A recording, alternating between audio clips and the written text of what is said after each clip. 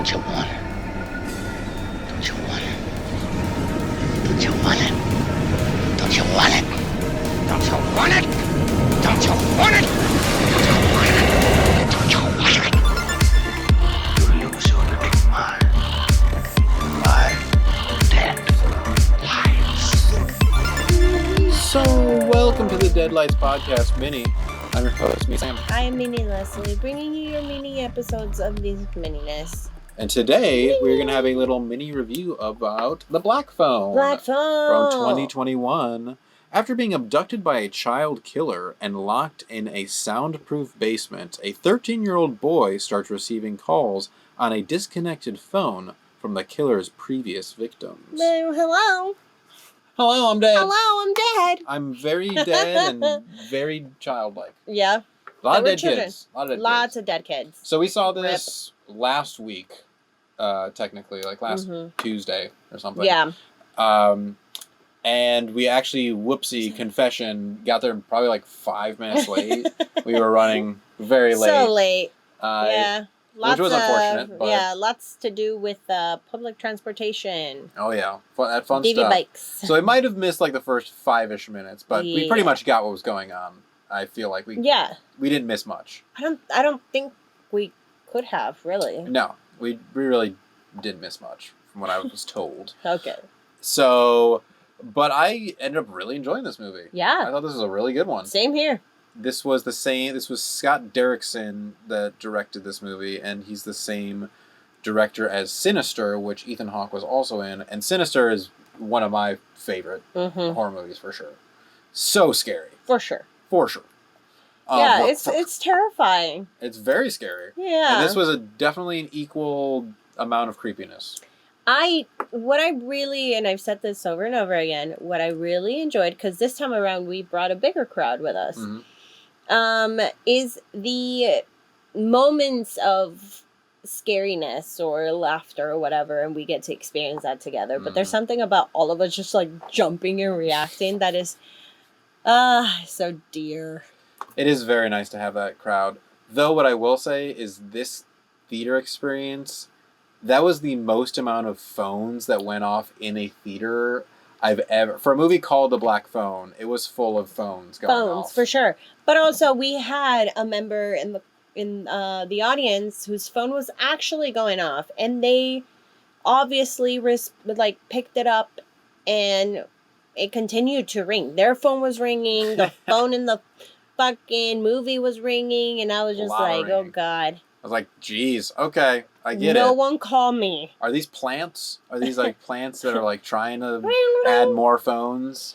And that's one thing that I do not like about like ringtones or phone usage in movies is when you can recognize the tone, the like little tone of the ringtone. I'm just like, someone just pick it up. Pick it up. Pick it up now. Pick it up. I'm gonna do something crazy. Look, Lock I'm in gonna the lose my basement. shit. But yes, iPhone usage. It was pretty insane, honestly. But besides that, the viewing experience was very good. Yeah. Very good. This whole idea I thought was kind of interesting.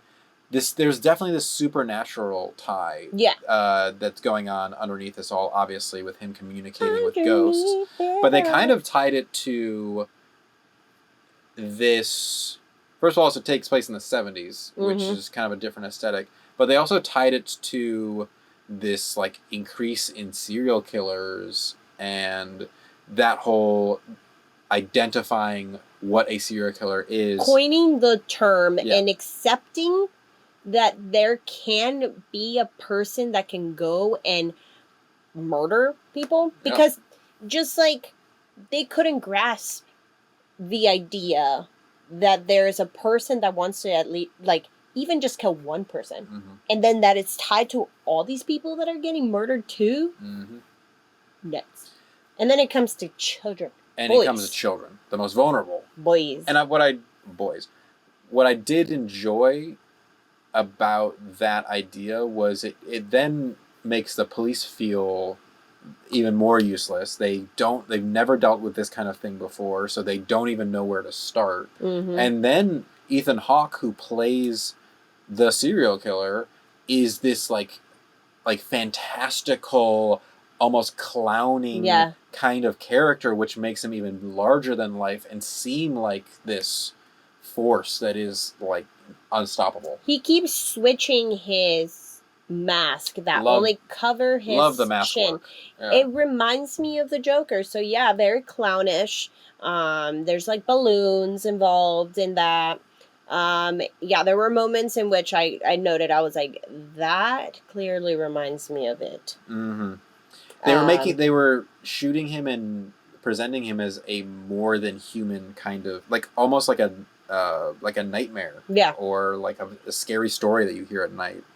The grabber's gonna get you. Yeah, I mean, I would feel so terrified to be in a small town and have this be going on, because it means that it is someone among your community. You know him, you've passed him, you've seen him, you've chatted with him. Yes. So, like, to also be a cop and have to point the finger in every direction and be like, who the fuck is it? Like, is it my neighbor? Is it my uncle? Like, is it my brother? Is it my brother?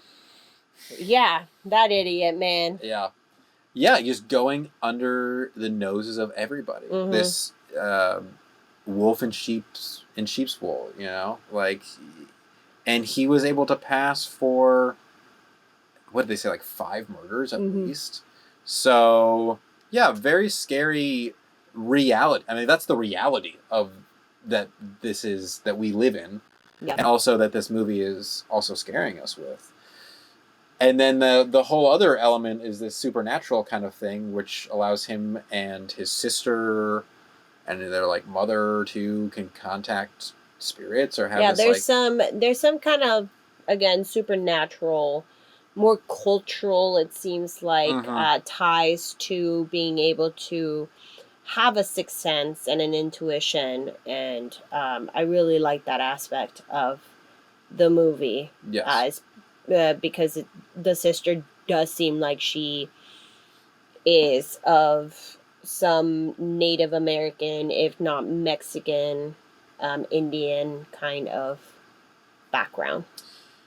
And that was I like most parts about this movie, but that was my main complaint, I think, for the movie, was the sister character. Because they spent a lot of time building up her and her brother's relationship, who her brother gets kidnapped. He's the one who's kidnapped throughout this movie. Mm-hmm.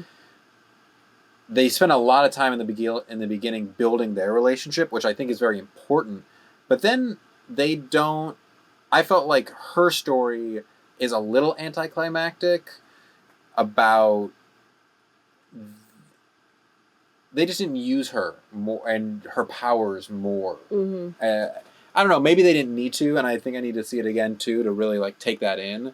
But it just felt like her character felt a little flat by the end. I just I can see how they were building up this supernaturalness about her, and then like the brother then also having his own supernatural powers, but it was too convoluted. It was too much of both for it to then... It became kind of silly. Yeah. A little bit. Yeah. Although I love what was the camera that they were using for the little girls? The like 8mm or 16mm films. It was so... Oh my god. I love those scenes because of the look of it. Mm-hmm. But yeah, there was just like, I'm like, kind of don't need this. Kind of didn't need her by the end. No. That was my only thing. I loved their relationship. I thought she was a really good actor, and I think that's another very strong point about this movie, is a lot of very good acting. Ethan Hawke was great as the grabber, but the little kid actors were really good. Wowza. Yeah, the kid that was kidnapped, really good, and his sister, and their relationship together was... So cute. So cute, so natural. So, yeah. Man, yeah, that little kid, and I'd mentioned this, is that I could see this movie as a feeder production movie, Mm-hmm. like in a black box, you know. Mm-hmm. They were doing a lot of kind of like Meisner technique acting kind of thing.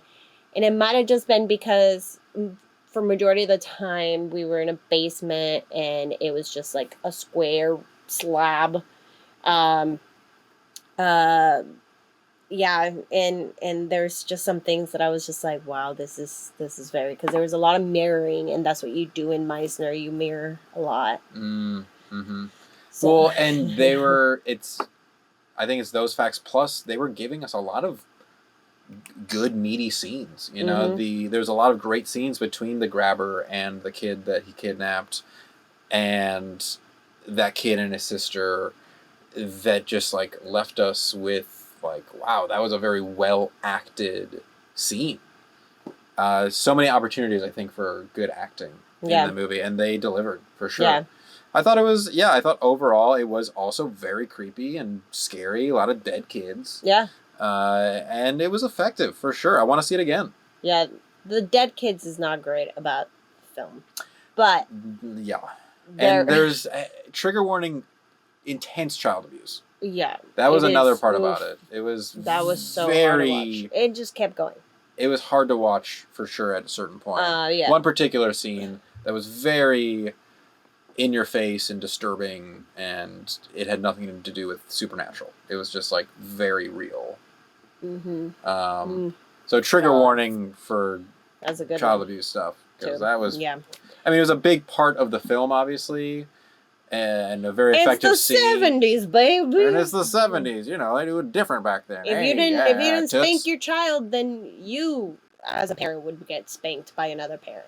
Well, and there's a difference between spanking and this was not. This was like beyond. Yeah, no, this was. I mean, but blatant abuse. That's what spanking is, regardless. Well, of course, I'm not downplaying spanking, but this was like spanking plus 10 kind of stuff. So this is alcohol and anger, and spanking is just anger. Bad. Yeah, but effective. I mean, it was it. Spanking or the movie? Both. You pick. I say I would definitely recommend people go see this movie. Yeah, though. absolutely. I recommend it. And we also went with a person that doesn't like horror films, and she gave it a go, and she fucking liked it. She kept talking about how much she liked it. Yeah. It just goes to show you, y'all. So proud we're converting everybody one by one. They're growing up. Our little non-horror fans are growing up. Go! Free. Go. Enjoy any movie you want. Get scared.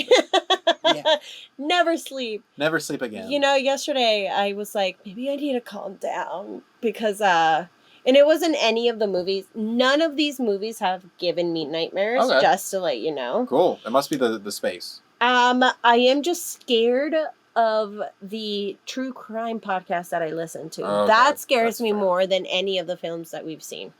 That, it makes sense and is that's scary.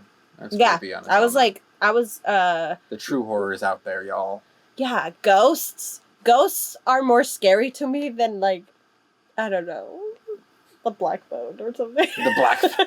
Well, those were ghosts, though, right? I mean, I guess so, but... They were nice, though. They were children. They were chilling. Maybe that's scarier than an actual adult. Depends on the I would rather have an adult ghost than a child ghost. Okay. How about... Yeah, I mean, sure. But what if the child ghost isn't a ghost? It's like a demon thing, you know? Sometimes they're not ghosts. They're like the... Just a demon? I wouldn't want a demon either. Like, I mean, like a teenage demon. He's like going through puberty, not looking great. Squeaking all the time. Squeaky. And hello. He's got a couple little hairs up here. Shave those off. Yeah. And you gotta like deal with his like shitty attitude. God damn you. Fuck you, teenage ghost. Leave me alone. Anyway, wow. That's how that usually ends. Yeah. Well, fantastic. Go see it. Go see it. Yeah. Go see it.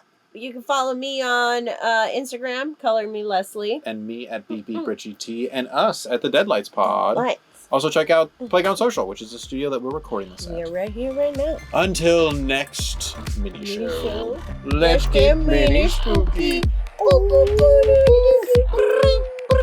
Turn your phone off in the theater. Hello.